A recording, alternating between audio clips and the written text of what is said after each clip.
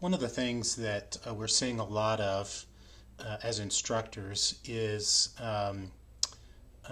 some bad biomechanics on the C1 same side single listing adjustment, so the ASR-RT or the ASL-LT.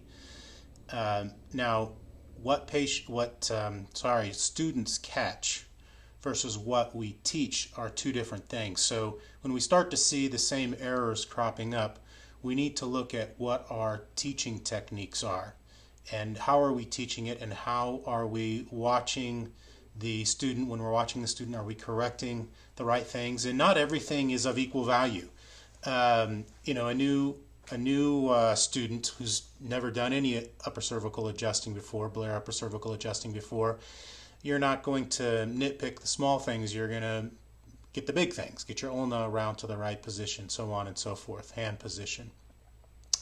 What we've been seeing more of lately with the ASR-RT or the ASL-LT is too big of an elbow bend, wrong hand position, contact or adjusting hand position, wrong follow-through or position at the end of the ulna and the hand. So what I want to do is show you a few different videos of different people doing this adjustment. I have Shane Catharison who showed me at one of our seminars what he had learned or what he had caught, not necessarily what he was taught, but what he had caught, and then and how that looks compared to some other things, as well as the history of the ASR ASL adjustment. Dr. Blair had 3 different versions that he taught, and Dr. Harkins goes through those and shows us what the differences are, which brings me to the final point, which is the contact point on the transverse process of C1. It started out in one place, and by the time Dr. Muncie was doing his last few seminars, it had migrated to an entirely different spot, and we can look a little bit at what's going on there. Here we have Shane setting up as he told me he was taught. Note the hand position, the big bend in the elbow, and the parallel arm underneath the after the adjustment. So this is what? Blair version 1 for an ASR. Blair version 1 ASR stance line is the convergence of the tract condyle added to the AP plane line. And he set up like this, and he came across like this, and then the adjustment was something like this. Where's your ulna on that one? The ulna is along the AP plane line on number 1. Okay. Like that.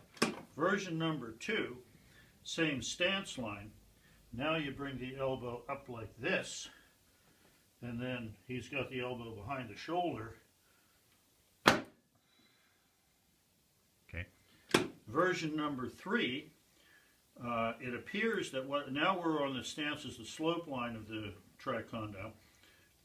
And we're going to bring the elbow all the way along to the stance line and use the drive line to unlock the vertebra, much like this. So here, note that the contact ulna is almost straight up and down, only a slight bend in the elbow, and it's really kind of in the same position, just on the opposite end of the cone at the end of the adjustment. The ulna does not become parallel with the floor. In fact, it doesn't even, or shouldn't even, get close to parallel to the floor. It should be about the same angle. Also, the fingers are pointing down towards the floor or fairly close. The wrist is supinated, the forearm is supinated. The adjustment is light and quick.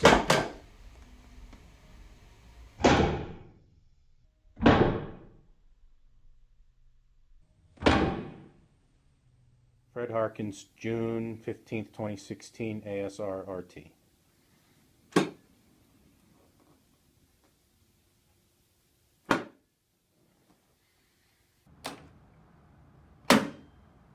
The next issue we see a lot of error on is hand placement for the contact hand. There's another video that talks about the correct position of the distal pisiform and how to get that on the patient.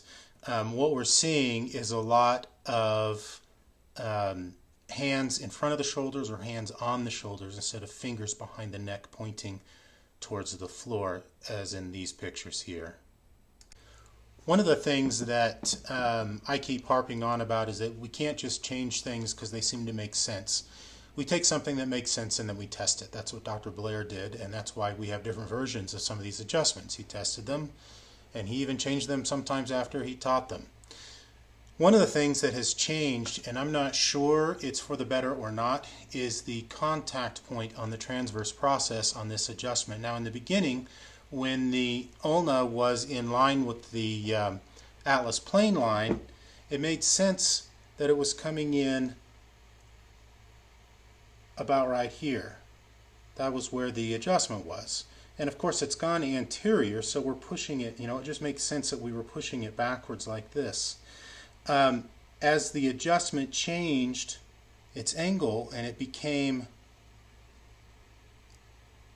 angled in like this, the problem was that it's easy to slip off the front of the transverse process, and there was some worry that perhaps it might break or run into the styloid process.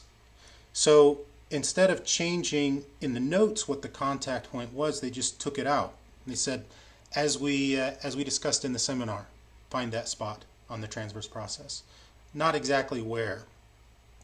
So some people still put it on the anterior superior aspect. Dr. Muncie, towards the end of his career, of his teaching career, changed it. Both in his notes, he wrote posterior superior, and he started teaching it in some of the seminars. Now, we don't know where he got it. He didn't test it with other people.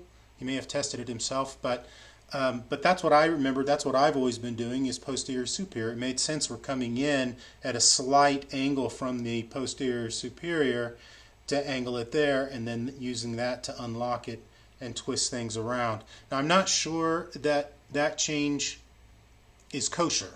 It's very probable that we should keep the other one until we test this somehow, design some tests and determine does it seem to be working. Now, I get people holding well, but maybe it's for other reasons. I know that Dr. Harkins himself always usually contacts the superior part, not anterior or posterior. That's usually his contact, and he gets people holding longer than anybody else I know. Anyway, things for thought.